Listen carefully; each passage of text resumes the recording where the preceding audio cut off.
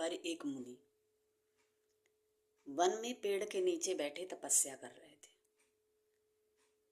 जब वह पेड़ के नीचे बैठे हुए तपस्या कर रहे थे तो पेड़ के ऊपर बैठे पक्षी ने उनके ऊपर बीट कर दी।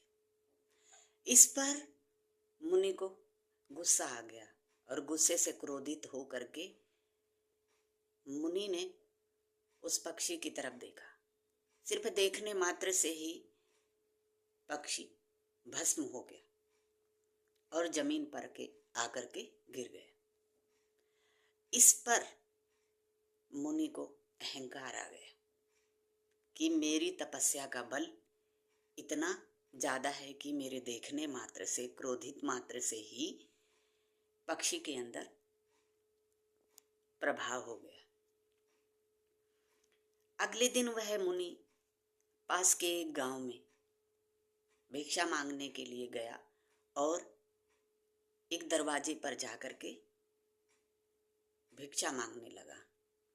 तभी वहां से उनके घर से आवाज आई। घर के अंदर जो गृहिणी थी उसने बोला कि मुनि, अभी आपको प्रतीक्षा करनी पड़ेगी क्योंकि मैं अपने पति की सेवा कर रही हूँ। जब तक मेरे पति की सेवा समाप्त नहीं हो जाती मैं आपको भिक्षा नहीं दे सकती। इस पर वह मुनि फिर दोबारा से क्रोध भरी दृष्टि से देखने लगा। तभी अंदर से उस गृहिणी ने आवाज लगा करके बोला कि मैं वह पक्षी नहीं हूं जो आपके क्रोधित मात्र से भस्म हो जाऊंगी। इतने में वह जो मुनि था वह आश्चर्यचकित रह गया और सोचने लगा कि इसको किसी के द्वारा न बताने पर भी यह ज्ञान कैसे प्राप्त हुआ। वह मुनि वहीं पर बैठ गया और उसकी प्रतीक्षा करने लगा कि वह साध्वी गृहिणी कब आकर के मुझे भिक्षा देगी।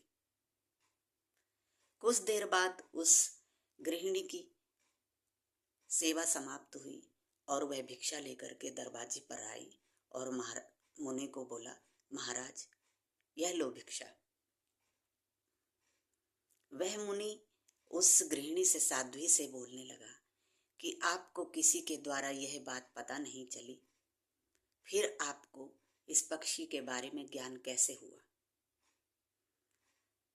साध्वी गृहिणी बोली, देखो महाराज, मैं सिर्फ पति की सेवा ही करती हूँ और कोई धर्म मेरे पास नहीं है। यह सबसे बड़ा धर्म है कि मैं अपने पति की सेवा करती हूँ। उसी से ही मुझे यह ज्ञान प्राप्त हुआ है कि मैंने उस पक्षी के बारे में जान लिया। और आप धर्म व्याध के नाम वाले मांस विक्रेता के पास जाओ और वहां जाकर के इसका ज्ञान के बारे में पता लगाओ। उस साधु ने, मुनि ने उसकी भिक्षा को स्वीकार किया और वहां से वह दूसरे गांव की तरफ चला गया। ढूंढता ढूंढता वह बाजार में धर्मव्याध के नाम वाले मांस विक्रेता के पास पहुंचा और उससे बातें करने लगा, देखने लगा। तभी मांस विक्रेता बोला कि आपको क्या उस साध्वी गृहिणी ने भेजा है। फिर वह चकित हो गया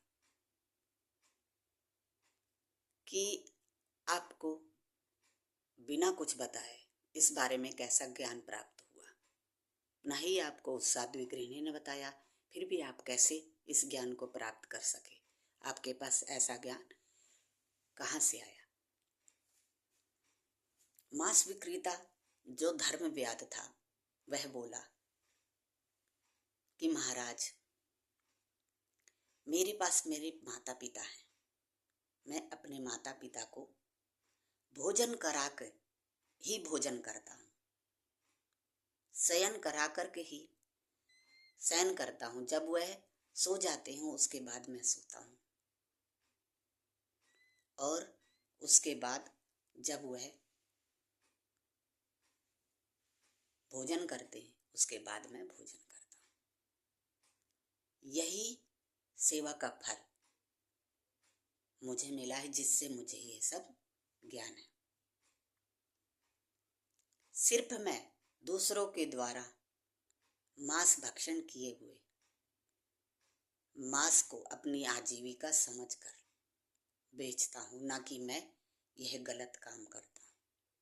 सिर्फ अपने परिवार का पालन पोषण करने के लिए, जीविका चलाने के लिए मांस को बेचता हूँ, धर्म के रूप में मान करके। इसलिए मुझे यह ज्ञान प्राप्त हुआ है। यदि आपको भी ऐसा करना है तो आप अहंकार को छोड़िए, क्योंकि कहते हैं कि ज्ञान अहंकार बाधको भवति, कि ज्ञान में अहंकार बाधक होता है। आप भी अपनी तपस्या का फल धर्म के नाम से निस्वार्थ भाव से कीजिए, तभी आपको मोक्ष की प्राप्ति होगी। कहते हैं कि कर्मेणैव संसिद्धिः, कर्म से ही कार्य सिद्ध होते हैं या मोक्ष की प्राप्ति होती है। तभी वह मुनि वहाँ से उसके ज्ञान को लेकर के और दोबारा से अपनी तपस्या का फल लेने के लिए वन में चला जाता है और निस्वार्थ भाव से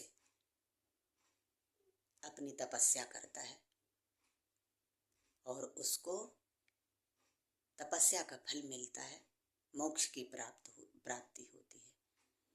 तो कहते हैं यदि ज्ञान में अहंकार आ जाता है तो वह ज्ञान ज्ञान नहीं कहलाता। जो हमारे ऋषि मुनि हुए हैं, राजा महाराजा हुए हैं, उन्होंने निस्वार्थ भाव से तप किया है, तभी उनको कर्म करके सिद्धि प्राप्त हुई है। कर्मेणैव संसिद्धिः, कर्म से ही सिद्धि प्राप्त होती है, अर्थात कार्य सफल होते हैं, तभी ज्ञान की प्राप्ति होती है।